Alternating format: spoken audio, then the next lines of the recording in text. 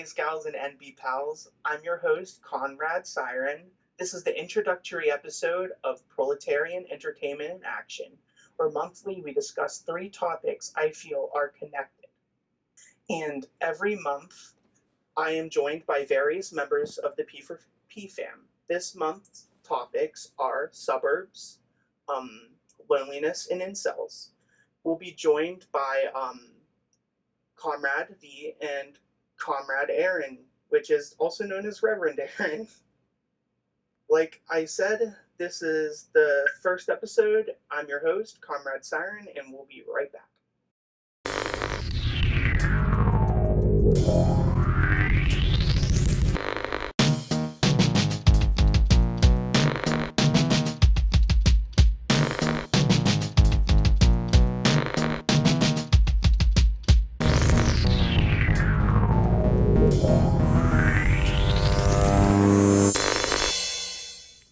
Welcome back to PEA. Like I said, I'm your host, Comrade Siren, she, her, and I'm joined by 2 members of P4P, Comrade Zvi and Reverend Aaron. Introduce yourselves if you wish. I'll go first. I'm Reverend Aaron, as Siren said. He, him. I live in the battle-born state of Nevada. Battle-born because we, along with the state where my comrade Siren lives, West Virginia, were the last 2 states to join the Union in order to defeat the South. So our state motto is battle-born. I'm Reverend Aaron, anti-fascist, he, him, in the battle-born state of Nevada. And I'm really stoked to be able to be a part of this amazingly cool concept that Comrade Zvi came up with and pitched to us that we all enthusiastically jumped on. And I just want to say we're still janky as fuck tech-wise over here at P4P, but the conversation is well-researched and passionate, and I'm really looking forward to this series. I already have hints of what episode 2 is going to be about, which I think is going to be fucking fantastic. So thank you, Siren, for inviting me to be a part of this and for coming up with the idea. It's great to have you. Excellent. So my name's Zvi. I'm he, him, and I live somewhere in Europe under a rock. And I'm thrilled to be with you guys, with Siren. Thank you for your invitation. I really do appreciate it. I hope that I would be able to contribute to the discussion today from perhaps different and a little bit, I could say, far off perspective to the general American one that we're quite used to know and understand. Well, it's great to have you here. All right, we ready to begin? Yeah, what are our 3 topics we're going to discuss again? I remember the first. What? Suburbs, loneliness, and incels. Suburbs, loneliness, and incels. Okay. Let's do this. Talking about suburbs, huh? Yeah, suburbs, huh? The place where the American dream fallacy still runs rampant. All right, so there's when I'm talking about suburbs, I'm going to be talking about the social impacts of suburbs and the effects they have on the mind and your mobility as an individual. Does any of you have any semblance of your ideas of suburbs? I have a lot I can say about suburbs. I'm a punk rocker from the 80s. Like, we were either living in and rebelling against the suburban community, or, you know, poor punk rockers in the cities and stuff were railing against the white supremacist nature of the suburban communities. In many, many ways, the suburb is the antithesis of, well, it's the epitome of white supremacist fantasy sort of put into action. I hesitate to say realized, because it's a disastrous false fantasy white supremacy. So it, but the suburbs nonetheless does a great job of trying to fabricate the illusion of some utopian white supremacy, perfect structured lawns, and they're all into the same politics, and they go to the same church on Sunday and watch the same TV programs and the same nightly news program. Like 1950s like aesthetic on like the view of like a white supremacist society. Well, sure, Siren, and that's astute for you to recognize that, because it is, the 50s sitcom model is what the suburbs were striving for. But the reason the 50s is so significant is because it was built off mainly the GI Bill, right? All the people coming back from World War II and shit, mostly white people, were given money and loans and bank loans and preferred neighborhoods in these brand new growing suburbs, and given the opportunity to prosper. The African American communities, meanwhile, are dealing with their own like little housing crisis because the banks aren't giving them loans, and That's right. Landlords are chasing them out, and they even did this thing like way back, where they'd have this new neighborhood, and they're trying to get people to move out to increase the value of housing and stuff. So they're hiring these African American people to scare the white people out of the community. Well, let us not forget also that from the get-go, the majority of the suburbs were designed to be segregated. They were this aspect of everyday life. If you looked at the evolution of suburbs from the 50s to where we are today, 70 years afterwards, not much has changed in this context. A lot of other things have changed. A lot of other things have changed in the aspect that still this perpetual fantasy exists there, at the level of that trying to create this nicely trimmed grass and people, for that sense, that everybody are the same. Everything looks the same. You go to the street, you can't tell one street from another. You can't tell your own house from the neighbor's house, because you're not allowed by the community to put on any characteristic things to you outside of your house. So sadly, this is a perpetuation of that fallacy that is found in the suburbs, which naturally would lead during that period of time to a lot of negative things coming from the suburbs. Add to that also the embedded fear that suburbanites have from everything that is not them. And you have this lethal concoction of uniformity, which actually, I would say, castrates free thinking at times, castrates your personality, and enforces some kind of norms that did not necessarily have to exist today. They other people, and they preach the sense of community that's not there because they're othering a community, and they're othering individuals by having those standards placed on what's acceptable and what's not. Like, by definition, right? Like, it's not blurted out like we're white supremacists and we're running away from the black people and the brown people. But I mean, what are you running from when you say the inner cities and all the crime in the cities? What are you talking about? Right? They're just trying to get away from black people. trying to get away from black people, and then saddling them with whatever crime that the poverty conditions create, and then exacerbating the levels of poverty by pulling all of the wealth that America has afforded these rich white people and the opportunity that's given them to build base amounts of wealth, and then move it out of those communities so that they could sit back on their TVs and in their recliners and watch their TVs while these fucking cities economically crumble. Well, there's major streets in LA are lined with the houseless community.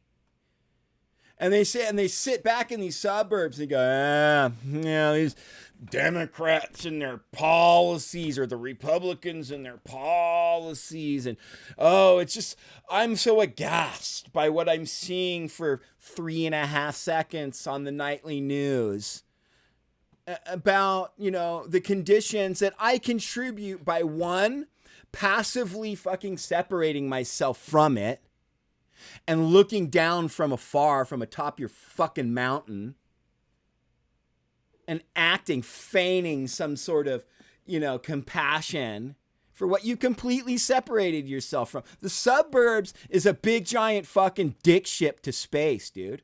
It's what it is. Fuck Jeff Bezos. Fuck Jeff Bezos.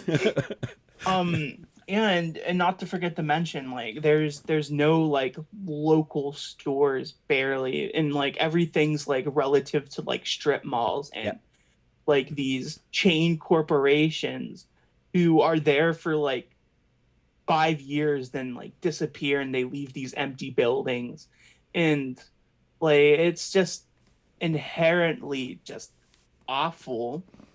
Absolutely. And here's the thing too, in that homogenized reality, it's so easy to lose.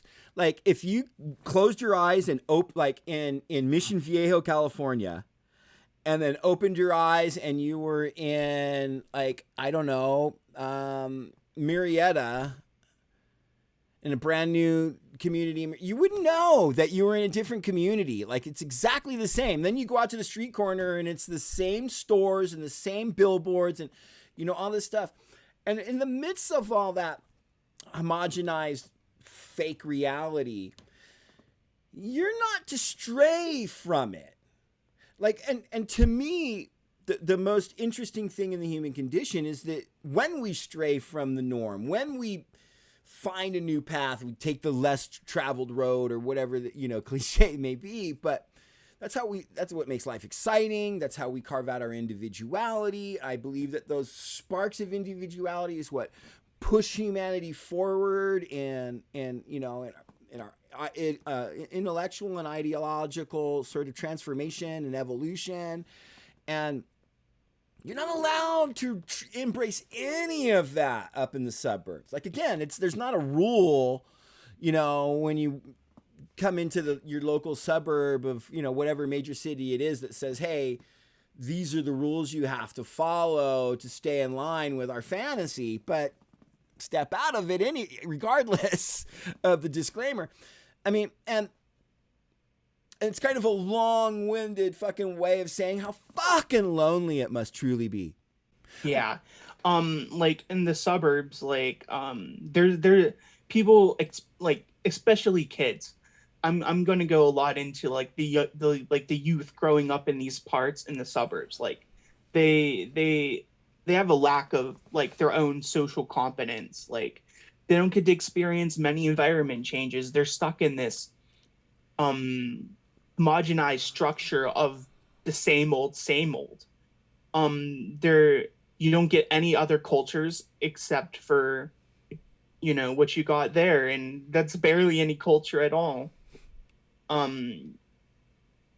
So like a lack of like self-esteem, and you lack resources to go places and experience different things. Like, imagine like how like the self-worth of a person goes down because they're stuck in this thing. They're stuck in a society where you have to stick to the norms and you have to go along with what everybody else knows, and you kind of lose like a sense of self-purpose. and you can lack your social skills because you kind of isolate yourself from the rest of everybody else. Like in the suburbs, there's a lack of accessibility to go places because you have to walk everywhere. There's a lack of sidewalks, long looping fucking road messes. You got like communities, and the best way to put it is they're shaped like fucking chutes and ladders. That's the best way to put it. It's a fucking mess. You have to drive everywhere, and it restricts your freedom of choice and your personal mobility. But leading on from that, it could lead to a sense of loneliness, which is our next topic. That's what I was talking about. And it's lonely in the sense because you can't be who you are. And you lie to yourself. I mean, you're like all those fucking people out in the suburb trying to live that lie they're lying to themselves too. Don't get it wrong. It's not like they know, like, you can't ignore like the ills of humanity. That we're a connected communal species. We in every way possible. I mean, I'm going to sound very, I don't know, Eastern philosophy or New Age version of it, but the whole universe is one thing that's all connected, man. Especially on one planet. On one planet, in the midst of this fucking mass universe, and you think that you can hide from the things you don't like and make the world into some fantasy thing that it's not, where you're somehow by birth better than other people? Like, it's like all these people trying to live their own little fucking Disney kingdom fantasy next to the next Disney little kingdom fantasy, next to the next little patriarchal heterosexual kingdom fantasy, you know? And sometimes if one of the oh God, dude, it's intensely lonely. Because what if you want to paint your house pink and purple checkers? And let's make it better. What if you want to make it, the trans rainbow or diamond? Or what if you want to do something like that on your house? What if you want to live in a ska house? Right, right. Well, the homeowners association is going to freak the fuck out. You're not going to be able to do that. No. We have beige, and then the other form of beige that we're good with, and then there's tan, and also off-white with a hint of beige. We're good with these. These are the colors. We have diversity for our house. And the problem is that any sort of mass conformity leads to very, very dark places of the human psyche. We are, after all, a social animal. Yes. But once we're being dictated into, well, how should we dress? How should our house look like? If we can cut the hedges in a certain way or not, if our front lawn has to be mowed or not. This is already castration of who we are as persons. Yes.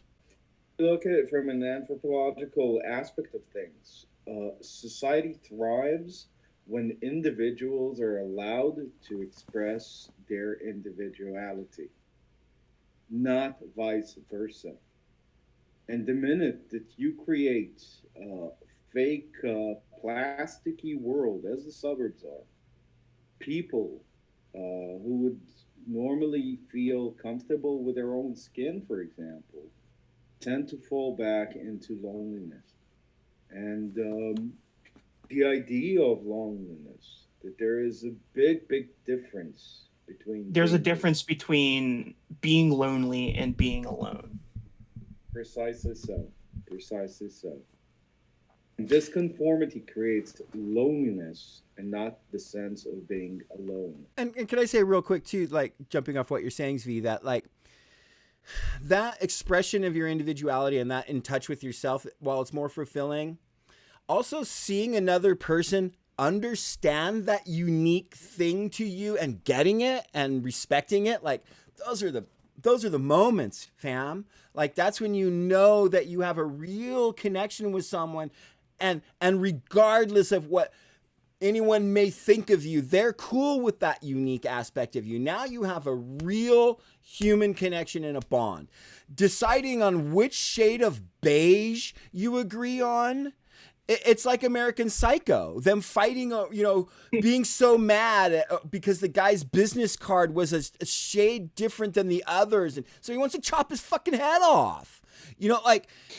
I mean, that's a total hyperbolic exaggeration of the dynamic, but is it really? It's really not. It's super hyper competitive in those communities. They're all a bunch of CEO people. Their kids are grown up in sports. I was going to say earlier, they do get travel and diversity. They go to other suburban communities and stay in plush hotels and play in competitive activities against other kids from the same type of disposition. So they're not they may be in Houston as opposed to Philadelphia, but it looks exactly the same. They closed their eyes and woke up in the exact same suburb with the same shops in the same mall, and they go do that too. When they're not playing the game, they all go to that town's mall and see the local culture, which is the exact same stores in their mall.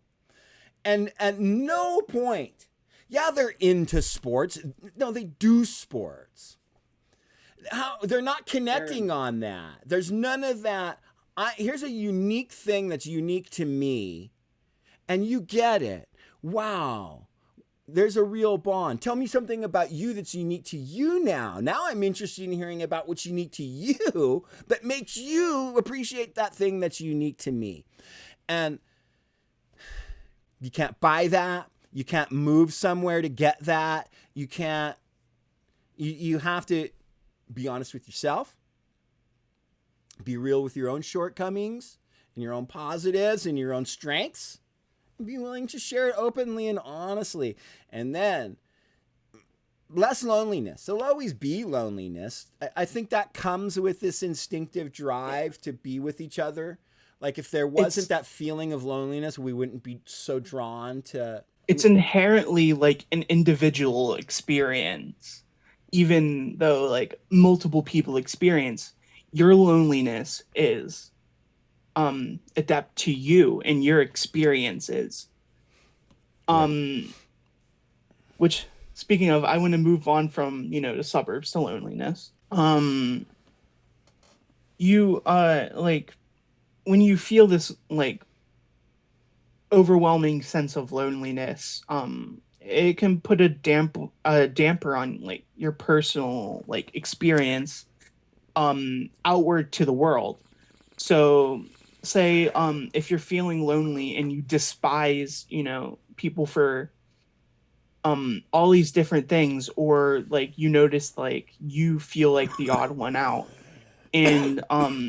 and you're feeling like this, the world is inherently going to turn to this perspective that you have of it, where everybody is against you and you're the one that's standing still all alone, should I say, even though being alone is different than being lonely, but it does inherently give you that feeling.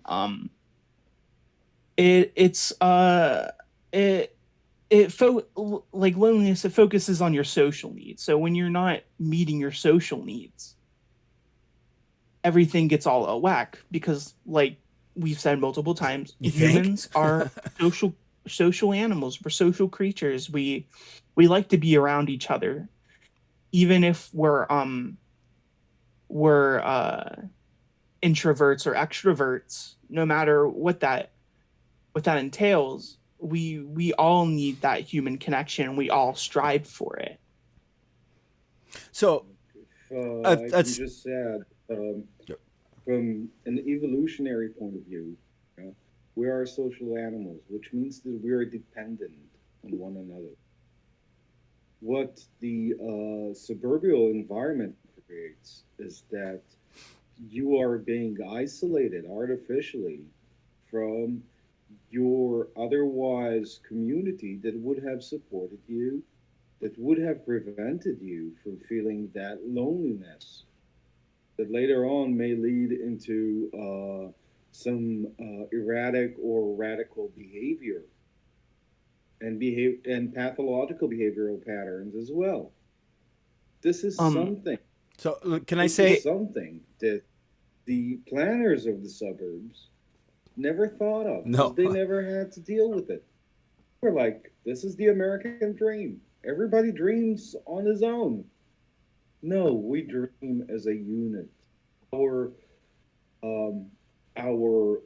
collective, I don't want to call it mind, our collective narrative is as important as the personal narrative of each and every one of us. So and this is what actually feeds one and the other one at the same time. Suburbs do not have that common narrative to hold people together. You do your 9 to 5, you come home, you go, you watch your damn TV, and then you go to sleep. You know? Next day, same old story. You have no real connection to your neighbor. You have no real sense of relationship to anybody surrounding you. And that creates, of course, a sense of loneliness, too. So I was going to say, you know, jumping off what both of you just said. One, what stood out with what Siren said about not having your needs met, not having your needs met. You're not. You are not having your intellectual or emotional needs met in that cookie cutter fake community. And what came to my mind was a phrase I heard many times. I've had the privilege and opportunity to have had therapy in my life, and I'm lucky enough to have had that. And one of the things that's really stood out about that my therapist says often is that which remains repressed will be expressed inappropriately. So, you know, I think a lot about, you know, a lot of these January 6th people, these aren't young kids that were Gamergaters mostly. I mean, there was some of that, but these were people like Zvi and I's age, you know, aging Gen Xers and maybe on the young end of boomers. And I think really people who like have strived their whole life for that perfect fucking American suburban whatever thing. And they haven't accomplished shit in their life that they can look back and go, I did that. No one else has done that. I did this thing here that I can be proud of. They have their kids, and of course they can do that. And I don't want to belittle the accomplishment of raising children that you're proud of. Okay. So, but I shudder to think of like, this is why I have like a painting here, because I did that. I don't care if you think it's great or not. I have a lot more that other people might think suck. But I did those things. I took the time and stopped the monotony of the world, and I created something that expresses who I am. And I'm proud of that. And whether you like my music or not, like I created something. Like I'm not sitting around yearning and going, man, I'm in my 50s now, and what have I fucking done? And then someone like Trump comes along on the heels of Ben Shapiro and Steven Crowder getting these people all riled up and adding a little bit of excitement and fervor to their life, and they all get to wear matching fucking shirts and go out in the street and punch something. Because remember, these guys were all raised on competition and shit in their suburban communities, right? Being alpha males, right? Also, if I may interrupt, sorry if you hear like tapping and stuff. That's rain. Oh, okay. I can control the weather. But that's what that is. That's a massive expression of that, I think. I mean, there's a lot of different reasons why those people converged for there. I mean, it's easy to track, right? It is easy to track what influenced it and stuff. And it's beyond just Trump. This is festering for a long time. But I think it is that. It's like, my fucking life matters now, bro. I'm saving the country, bro. I'm saving the country, bro. I'm a fucking hero, man. I'm like the founding fathers, dude. You're not, man. You're just a racist prick who never paid attention in high school, and you didn't learn shit, and you didn't pay attention in civics, and you don't know, you couldn't explain a bicameral Congress if you fucking tried, right? And you were easily manipulated. That loneliness we're talking about was easily stoked. Don't be lonely. You get to be a part of something, you know? And All that shit that you said at the party back in the 92 when you said that, joke at the expense of a homosexual person or a woman or a minority, and everyone in the party stopped and just looked at you like you were a fucking asshole. Well, Trump came along and said, not only were they not right, you were right. They were all wrong. And you're right now. And that was okay. That was funny. That was actually a funny thing you said. And it's good now. And this country said 4 years of that was enough. We want that guy out. And you guys all threw a temper tantrum. Like, no, bro. I'm mattering now, dude. My life has fucking meaning and shit, dude. Now you're going to kick my meaning out?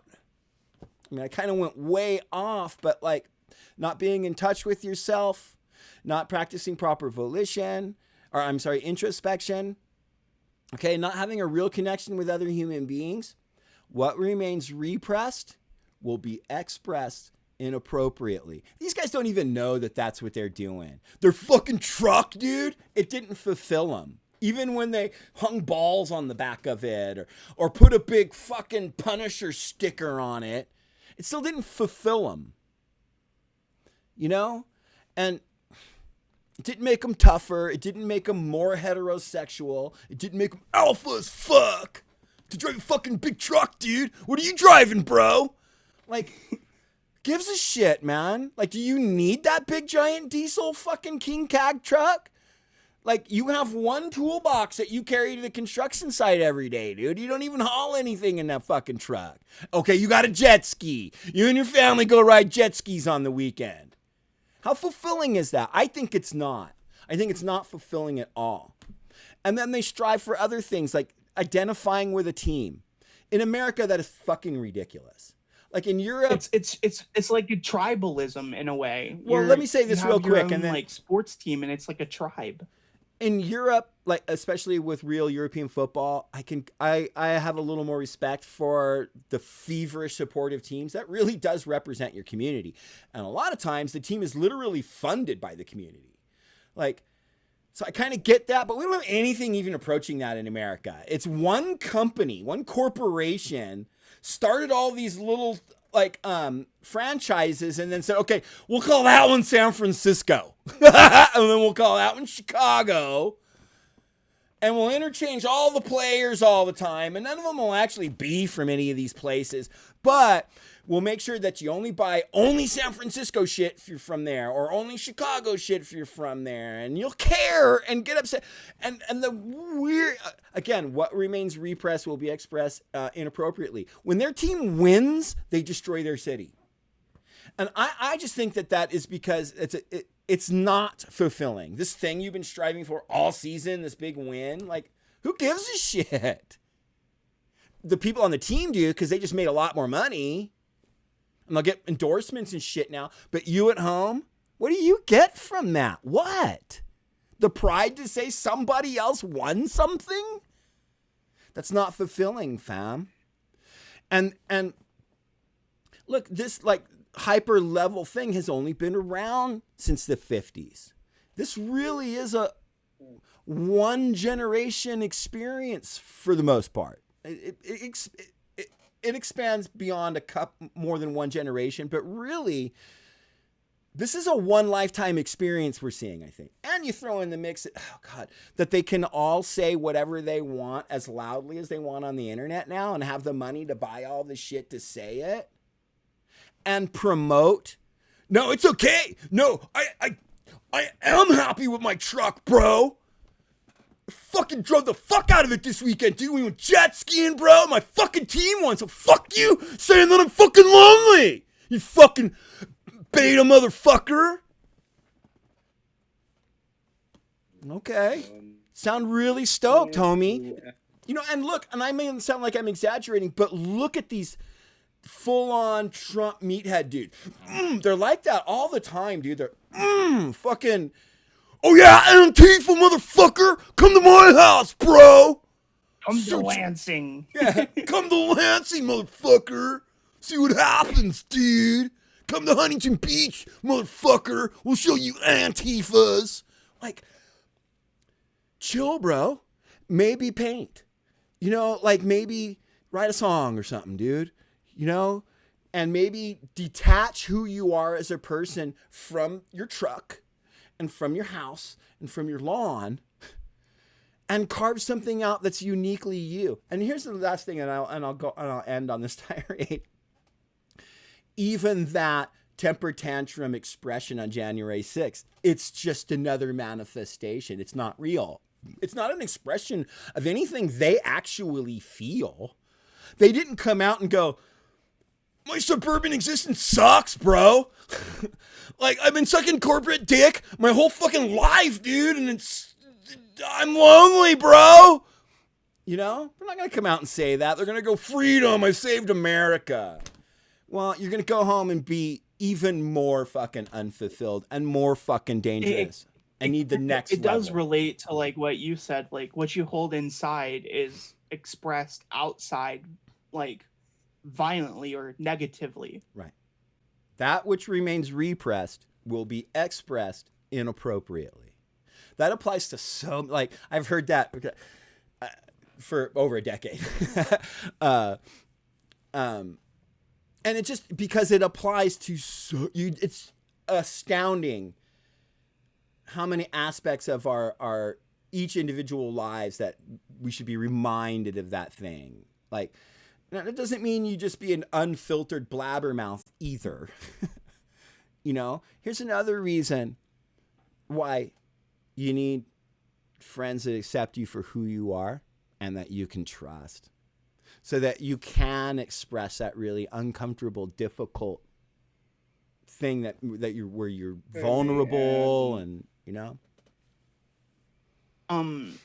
But on the, which kind of leads to incels, which is our third, because I think incels is one of the greatest manifestations of that which remains repressed will be expressed inappropriately. Yes. Like, I can't get laid, so I'm going to go shoot up the school. Only thing, just to sharpen what you said, Aaron, about sports, for example. Sports is an outwards display of chauvinism.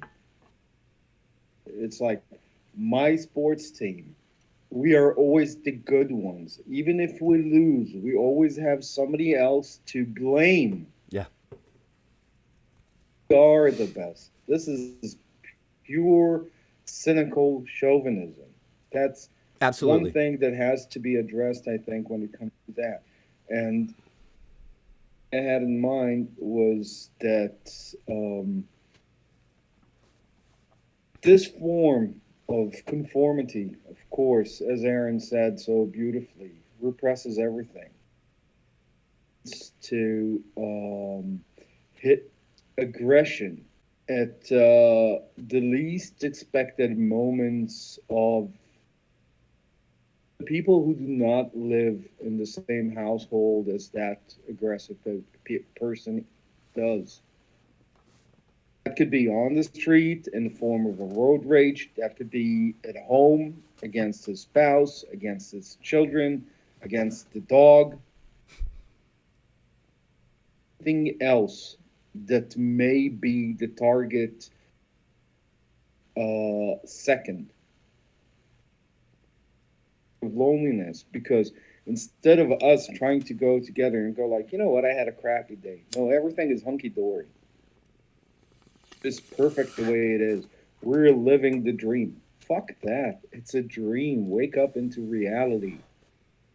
You're being oppressed. Live a dream. But what I want to do is touch up on the rest of what I want to say about loneliness is a great social pain. And it's an epidemic, really, with because everybody feels it, and sometimes they don't even know why they feel it, and it could lead to, like, you know, you being afraid and not opening up to people because you don't trust anybody, because you lack this competence to understand and like read people's emotions, and you don't really understand like say facial expressions or the way people would act around you. And it's kind of like nuanced, because like in order to not be feel lonely or be lonely, you have to train the social muscle that everybody has. Socializing is like a muscle. You have to train it over time. And the more you do it, the more you get better at it. My experiences with loneliness is like it feels like death, if that is a good way to describe it. It feels like death, as in like you don't feel like a person who is noticed. You feel like you're buried 6 feet down into the ground. If that makes sense. But on moving on to the topic of incels is being lonely can like Aaron said before, what you hold inside expresses outside like negatively and whatnot. So like I with my experience with loneliness, like the way I feel, I could end up being a very toxic person. And before I transitioned, I had this kind of sense of toxicity to my identity that I didn't like. But on the topic of incels, we're talking about toxic incels, which Aaron, you can go on a tirade about that if you wish. Oh, I don't. Well, it's one of the. Well, I mean, for starters, my understanding, the root of where the phenomenon and the term even came from, that my understanding, one, it was a woman, and it was like just a support network. Like, hey, it's not happening, and like I'd like to talk about it with other people who maybe are having my same kind of luck, right?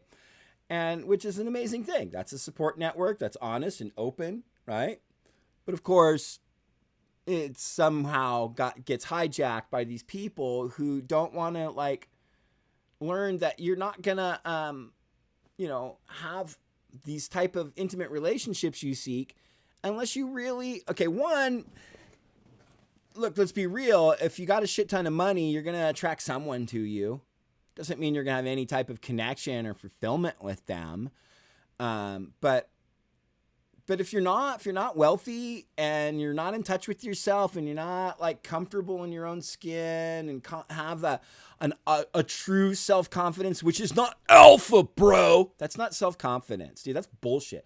There's no alpha. That's a lie. Anyone who says they're alpha is so totally not an alpha. Yeah. One, that's not a thing. It doesn't exist. And two, it's a lie, because someone who has the self-confidence is usually just like, I'm good. I'm good. You go ahead and think I'm whatever that thing you decided I am that makes me shitty, because I'm going to go over here and be that with my peeps. And we're going to talk about silly shit that only we think is funny, because we're not lonely and obsessed with a fake fucking lifestyle. Now, look, it's the incel thing is I think in many ways, the extreme manifestation of this, of the confluence of all of it. Now, it's not necessarily distinctly racist, but there's a lot of racists that embrace it. And the old racist community was really quick to go, oh, we can work with this incel shit. Oh, yeah, we can do stuff here. But that's one of the only ones that's really that's not really upfront. It's homophobic, it's transphobic, it's deeply misogynistic and patriarchal, and like people in the incel community, they basically embrace toxic masculinity, and like totally. They view everything with this lens that is like, I need to get laid or I'm nothing. How so sad they're is that? Viewing the world through a lens that your self-worth is based on how much sex you get, basically. And they obsess over eugenics, like their bone structure and stuff, and saying like, oh, if I have this bone structure, that's that Nazi influence. I have this percentage of people who want to hook up with me, Let me say real quick before you move on. Hold on real quick, Siren. That I don't think would have grown organically out of the incel community. Yeah. That is totally like people over at Stormfront going, we could get some eugenics shit in here and they'll believe it, right? We'll say Chads because of their bone structure are more likely to hook up with Stacy or whatever it is. And they eat it up because the next step is really you buy the eugenics thing about Chad and Stacy. Have you heard about my homeboy Mengele? You know, he wasn't so bad, really. He's really misunderstood. It's terrifying.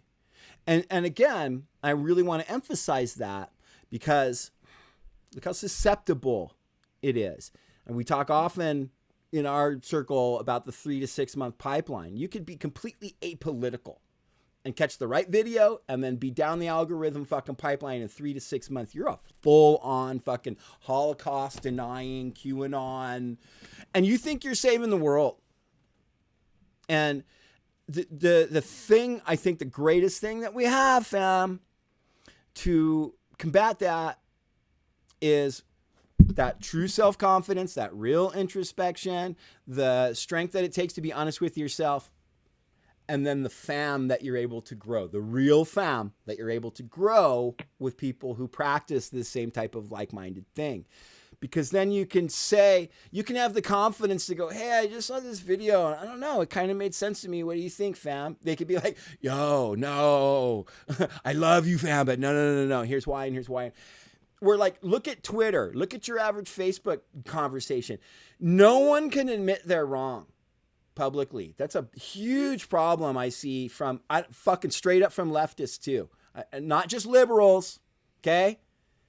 Leftists do this too when you're like, oh shit, and you're confronted with your facts and shit and your dates being wrong. I don't see a whole lot of like, oh shit, thanks, comrade. I see, well, basically I said that because... So, I don't know, that's a little side tangent. But again, I really want to emphasize that you have to be confident in who the fuck you are and one of the greatest manifestations and evidences of that is when you're just clearly wrong, just going, oh, like, and accepting it and moving on. Like, fight to your point, but, you know, but like, again,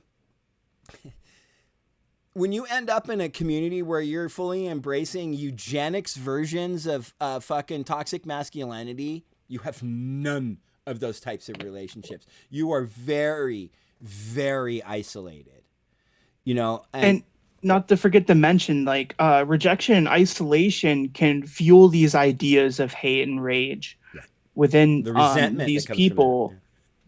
And on top of that, like, you're putting a label as, you know, incel. You're putting this label that is viewed in today's lens as toxic. You're putting this toxic label on yourself. You're engaging in these toxic communities. And the more you do that, the more you're going to become toxic yourself. Whether you're a man or a woman or non-binary person who embraces these ideas, you are going to have this toxic lens of the world, and you're going to focus on the rejection and the isolation. You're going to feel like these things you feel are not your fault, but some fault of other people. Even though like environments can affect the way you feel about things, as on an individual level, like, these things all lead to one thing or another, and in this case, it's leading them down this toxic pipeline of self-worth is based on sex and whatnot. It's you're focusing on whose fault is it except your own. And that's so true. And I also just want to rewind a little bit and focus on what you said about that labeling yourself an incel. Like, you've so fucked up the second you do that, especially now.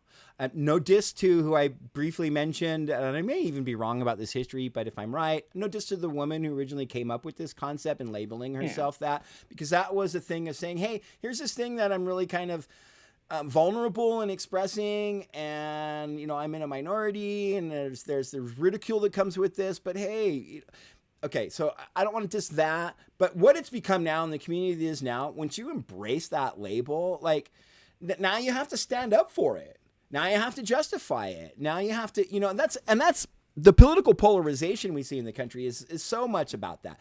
And a lot of what we're seeing with like the fractioning from the dirtbag left and the real left and like all this stuff is all these people picking little teams and stuff and their little loyalties of different talking heads and things that they subscribe like Jordan to. Peterson, for example, like his advice at first, like clean your room and stuff, like, hey, that's good advice for people. But the more you go down that like rabbit hole, the more, the more you end up defending really toxic Yeah. and destructive, counterproductive things.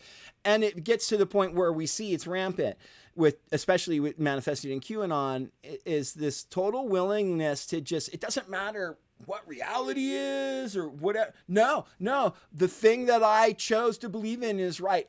Always. There's never a flaw in it at all. I mean, look, man, I think we understand as leftists that all of the people that we're influenced by were flawed. Marx was deeply flawed. Bakunin was deeply flawed. Malatesta fucked up hard on more than one occasion, dude, and people got hurt because of it. Like, every human being individually is flawed in some way or another. Nobody's perfect. Nobody's going to be your Ubermensch. That's right. That's right. I think Nietzsche was wrong. I don't think that we're ever going to become involved into an Ubermensch. And even if he's right, we definitely ain't there, man. But that's that thing that it's this deep-seated that one, okay, now you're a part of a thing, so you're going to defend that at all costs. And like, we've talked about this before, but that's one of the reasons I so still at 50 fucking years old connect to and relate to being a punk rocker and an anarchist. I believe my understanding of those two things, and now I can say considerably the better part of a lifetime having studied both of them, that they both give me the room to really define myself as an individual. There's very, very few constraints that are put on me as an anarchist and a punk rocker and what those means. It gives me so much room to embrace so much diversity and frees me from a lot of stereotype bullshit. And I don't have to defend shit. I can be like, nah, yo, as much like if anyone is familiar with P4P channel, there's a lot of Malatesta shit on here. Like that's my B, man. Okay. But like, man, he did some shit wrong. Like, and especially earlier in his career, he was heavily involved with propaganda by the deed. And we need to be able to recognize that. Right. But the second you go, nah, I'm an incel. See, this is, I don't want to diss my very, very righteous Marxist comrades out there. I love you. Truly. But one of the reasons I'm not comfortable, like I wouldn't call myself a Malatestite or a Bakuninist, neither a Marxist. I'm not comfortable naming myself after a person. That's a personal choice, and I'm seriously not dissing anyone who does. Okay, I definitely want to block out Marxists and Bakuninists. But calling myself a punk rocker. It's not. It's a team that it has rules. You can't be a racist, sexist, homophobic, fucking sexist piece of shit. Like this, it's had a lot of history with some of that stuff. And if you are, you're called out for it. You're called out. Like it took time for the punk rock community to really kind of figure that shit out early on, but it did early on. And you're just not accepted in the community as being that. You just can't. And anarchism doesn't allow for this cultish fucking adherence to whatever my guy says goes. Like we're so averse to that. And so I just think that growing up a punk rocker facilitated my ability to become an anarchist, which protected me from embracing. Look, I embraced a lot of really toxic shit in my life, dude. I've hurt people. I've definitely hurt people and things I can never undo, man. From embracing really fucking fucked up, like sexist fucking concepts and patriarchal bullshit. And like, and had I not had this foundation, I think, of punk rock and anarchism, I could have embraced some of these more toxic things. There's some really well-scripted excuses for why these two don't get laid. How it's other people's fault and shit, man. It's really constructed well. Just terrifying. We're running out of time here. We are, because I ramble. So I do want to say one thing is like I do want to say a personal thing. To all the incels out there, you're embracing this idea of alphas and betas and stuff, and you feel like you're not living up to your potential and you're focused on sex. I say focus on yourself and be a more confident person by training your social muscles and talking to people that you wouldn't usually talk to. Because you're becoming your own worst enemy and it's not helping you out in the long term.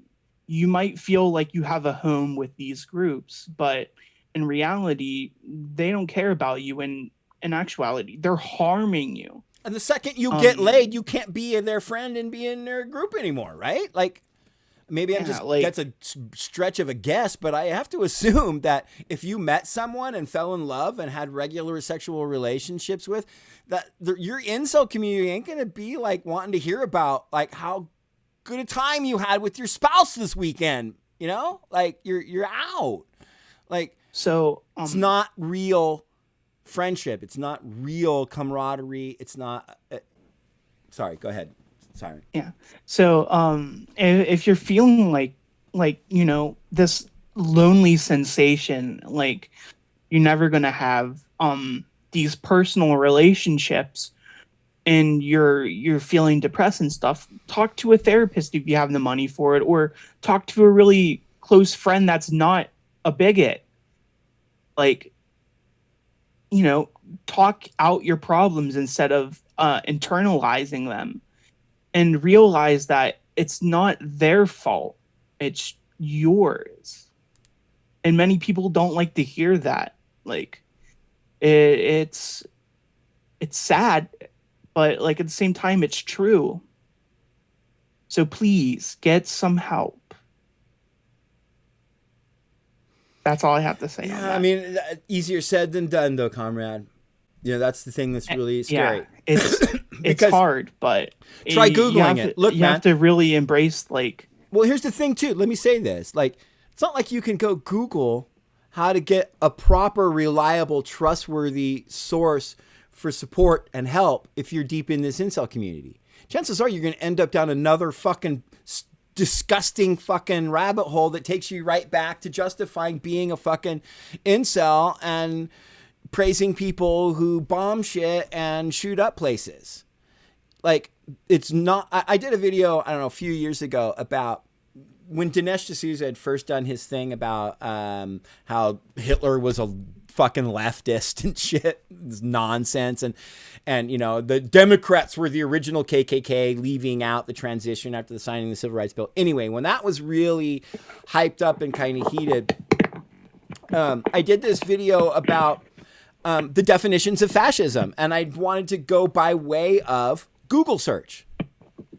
And so, like, what was really striking was trying to Google learning the truth about Mussolini's version of fascism was like 4 or 5 pages of Google search was all right-wing, just outright lies, backwards retellings of history that just were not even remotely accurate.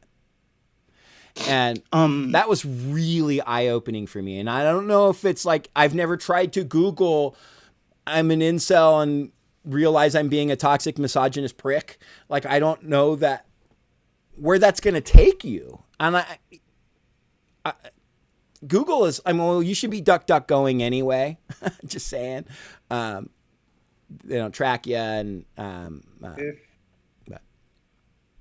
so I'll say this and then I promise I'll stop. I want to reiterate, yes, what you're saying. Yeah. It's really important, Siren, to first just acknowledge that, hey, you acknowledging to yourself, maybe this is toxic and maybe this isn't helping me, is a huge step. And then separating from those people. And it's hard, but I'm going to give you a little bit of credit out there as an incel that it's not going to be easy to find those resources for help. But in the end, having the strength of will and a sense of actual belief in yourself, doing something that makes you feel like you've accomplished something is how you protect yourself from so many of these things. And anyway, go ahead, Zvi. I'm sorry. Yeah.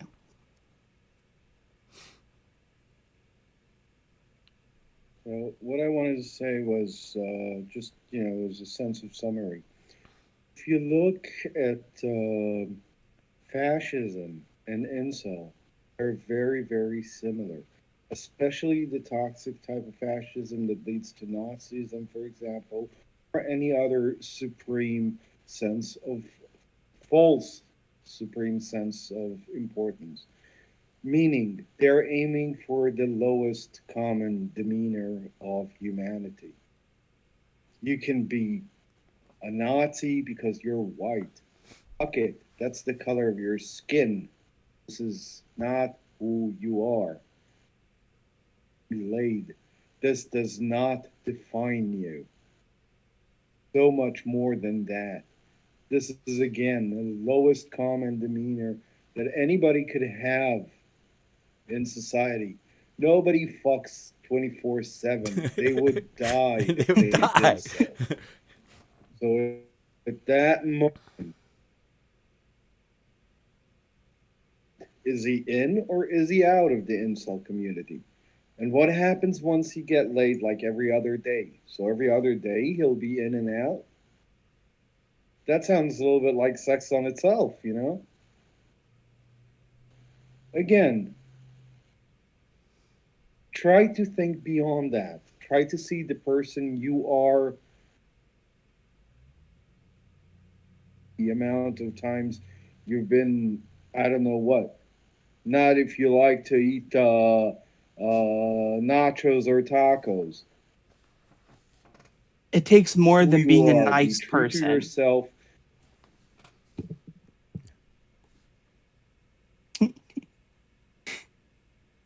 Out of self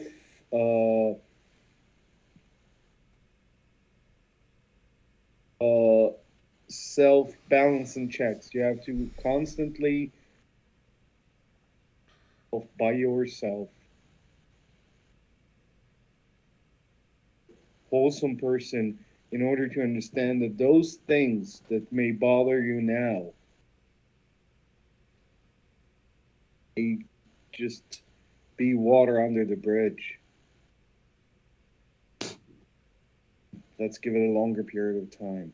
What stays, let's say, in 5-10 years? Right. The essence you are. Not if you're getting laid, not if you're getting out of nowhere. On very nicely. Okay, so the episode is closing, so I want to get out a few things before it does. So usually in this part of the pod, we would answer questions from the comment section of the YouTube video, but since this is the first episode, we don't have any questions to answer, and your questions can be from personal to very in-depth questions. If you're a troll, we'll make fun of you and like block you. Either way, you'll either get made fun of and blocked or just blocked. But either way, we're gonna it's just don't. There's just no tolerance for it. If you want to have a serious conversation about this, we'd love to respond to it. Anyway, yeah, go ahead.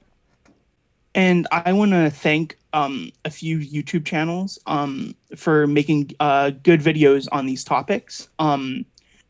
For Suburbs, I want to thank EcoGecko, ECOGECKO. They have a very good video selection on Suburbs. I want to thank Kyrgyzstan in a nutshell. They made a very good video on loneliness.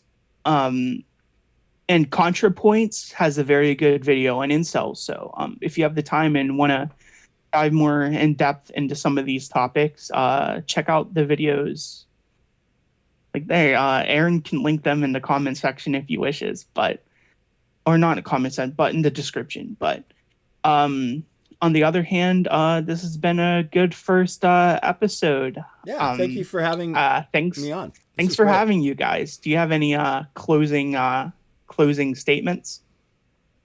I don't know, bro. I think if I had parked my truck in the live stream, dude, it would have been a lot better. And it would have been tougher, bro. Like, people would have walked on this live stream and be like, bro, that truck is badass, dude. This is an alpha live stream, bro. They see like the fucking 5-ton truck nuts you have hanging. Yeah, we didn't have enough of that. Maybe next time, bro. Maybe next time we can do that, bro, and be alpha as fuck. Word. Huntington Beach. How about you, V? Any closing statements? Well, I think first thing, it's not the size of the truck that you drive that makes you who you are. Let's start with that. Whatever. It's been a pleasure being your host. It's been great fun. I think that on amazing themes that are prevalent to many people included. I would like to thank you again for the opportunity to be part of it. It's a pleasure having like you guys both. And I wish you nothing but success in this series. I think that it has amazing potential. What are the 3 topics for next week? Next thing. It's a surprise. No, next month, you mean, but it's a surprise. Well, next month. No, don't surprise. Give us a teaser. Just tell us that you already told it to us. They're excellent. Gen Z dread, existentialism, and I forget the last one. See if I can find it. Where did you have it? Should be in the yeah, Slack. I'm looking in the Slack for it right now. Existentialism, you mean the philosophical there it is. thought, or do you mean I got it. Of existentialism? He said episode 2 is generational dread, existentialism, and dissatisfaction are the 3 topics. There we go. And who knows who from the P4P fam will be there, right? I might be there next month. It might be Zvi, might be SoCal Shannon, Bobby O, the P4P Indiana fam. Who knows? Yeah, that's one of the things I'm looking forward to in this program is the change up in voices and stuff. It's going to be cool. So, but I got to be on the first one, so. All right, folks. This is the wrap up. Be kind to yourselves.